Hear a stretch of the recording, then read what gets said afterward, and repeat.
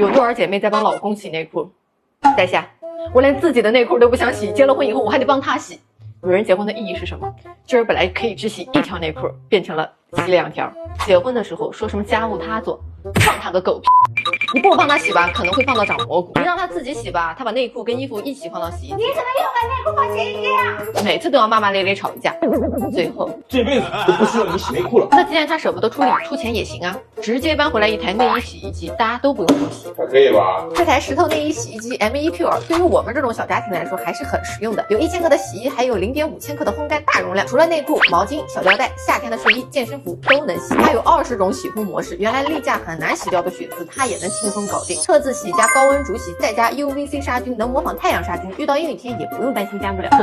要知道安徽这种不南不北的地方，只要遇到梅雨天，也是多少条内裤都不够换的。但是呢，有了这个石头的洗烘一体，滚筒立体暖烘，滚筒大，一边翻转一边烘干，风的流动性好，烘干的效率就更高了。运作的时候也没什么声音，洗完澡直接把内裤丢进去就不用管了，里面自动通风换气，智能托管，第2天拿出来直接穿都没事。小小的一个也很简约，跟我家的黑白极简风也很搭。不要问我是不是跟我老公用同一个内衣洗衣机了，我孩子都生了，内衣洗衣机当然是共用一个了。当然了，主要是2个原因，一个是抠，另一个是人家机器自带 UVC 高温头清洁，除菌率高达99.99%，怕个啥？当然了，预算充足的可以直接入手他们家的 M1，价格上贵个几百块，但是可以洗绢丝，而且可以毛絮自清洁，就很适合那种养宠物而且精致的蓝姐妹。